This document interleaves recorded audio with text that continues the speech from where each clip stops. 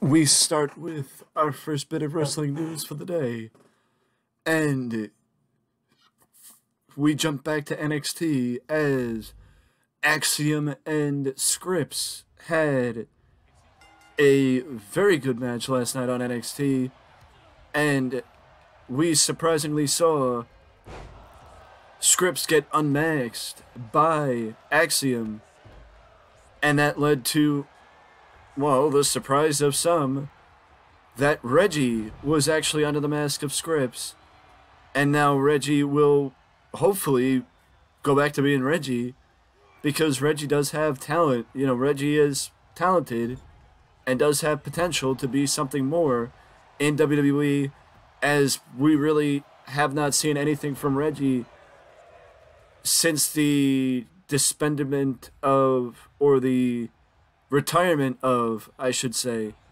the retirement of the 24/7 title, as Reggie was the one person at the end of the 24/7 championships run to really, I guess, take the title seriously, if that's, if that's the accurate way to put it. As he was put under the Scripps mask near the end of the run of the 24/7 championship. But I think him being down at NXT now and doing stuff down at NXT would allow him to grow as a performer and give him the spot that he never really had. Because, I mean, from what I remember, I think he just randomly showed up on programming one week. I honestly don't remember the first time I saw Reggie, to be fair. To be fair, I don't remember the first time I saw Reggie, other than him doing something with the the 24/7 championship. But either way, Reggie is now Reggie and not Scripps anymore. But also last week yesterday on NXT, we saw Indy Hartwell say goodbye to NXT after she was drafted to Monday Night Raw last week on SmackDown. And basically, Indy Hartwell announced that starting next week on NXT, the new era of NXT will be introduced with a tournament set to start taking place. As I always say, English is my second language, gibberish is my first. A tournament to crown the new women's champion. A new women's champion will start taking place next week on NXT, with the finals taking place and a new champion to be crowned at Battleground at the end of the month. Props to Indy Hartwell for being able to win the title before she got called up, but also, I think it's unfortunate that Indy got called up so soon into her run and wasn't able to have a longer run with the NXT Women's Championship, because she more than deserves it.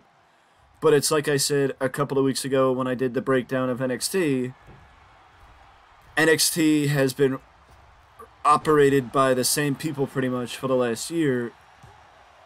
And really, since Mandy Rose got released, outside of the men's division, but in the women's division, it's really been, okay, who's gonna lead? You know what I mean? And it's just been a question of who's gonna lead every which way, because Roxanne Perez had to lead, and then Roxanne Perez got injured, and then Roxanne Perez got written off. Roxanne Perez came back, and Indy Hartwell got injured after Indy won the title. So it's just been starting and stopping because the injury bug has killed NXT's women's division, with about 8 women, I believe, on the injured list right now, as far as the women's division in NXT. I mean, I think it is, kind of insane that many people are injured. Apparently, it's to blame for they're blaming the strength and conditioning coach for basically focusing on lifting heavy weights as opposed to, I guess in-ring prowess, like the previous strength and conditioning coach was, focusing on. And I hope that if that is the case, that somebody new comes in and somebody new can allow the women's division to get back to what they were doing before with athletic ability, in-ring prowess, and focusing on stuff that matters.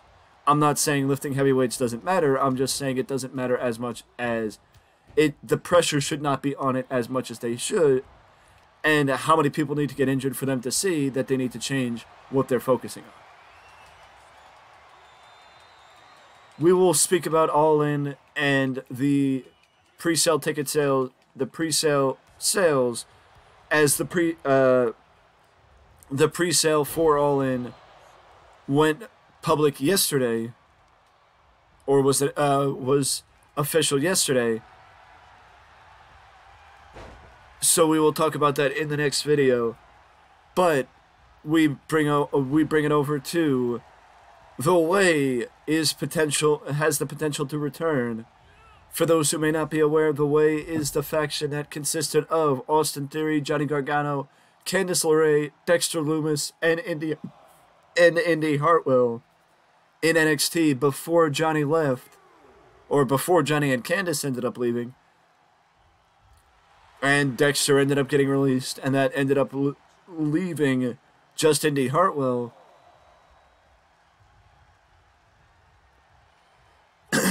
But Austin Theory clearly is not going to be in the faction. It would just be Johnny, and I believe Johnny, Candice, and Dexter have been associated with each other since Johnny returned to the company, since Johnny and Dexter returned officially. But to make it official and call them The Way would give WWE another faction.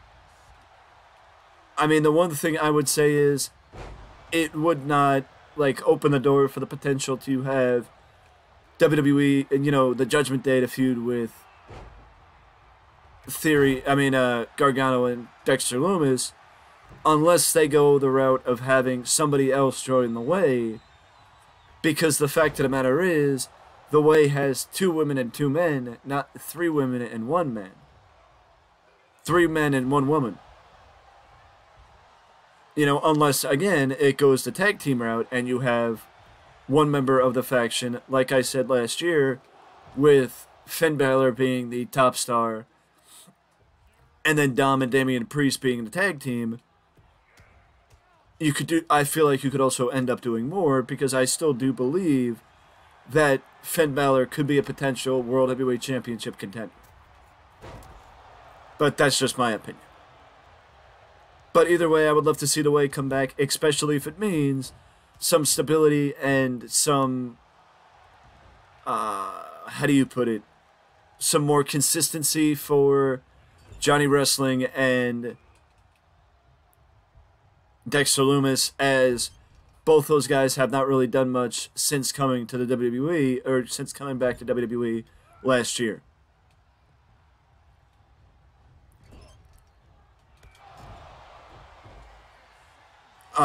And now we shift over to Roman Reigns, as Roman will surpass 1,000 days.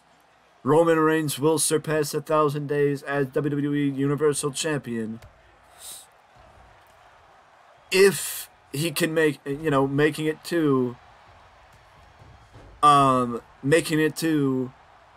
of Champions at the end of the month, will officially be 1,000 days for Roman as champion.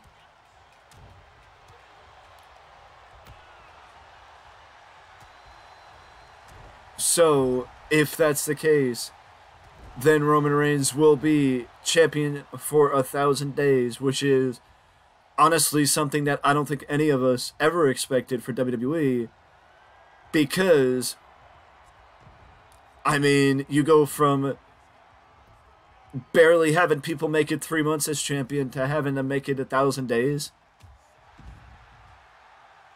I mean, that's kind of insane, to be honest with you. That is kind of insane, to be honest with you, don't you think? But also, Vince McMahon is apparently pitching some ideas for Roman Reigns and his next challengers, and apparently some of Vince's pitches have been scoffed at, and, you know, Vince has been told that doesn't make sense. So it is absolutely insane to hear, according to Give Me Sport, that Vince is basically being scoffed at and not told, oh, great idea, boss, let's do it.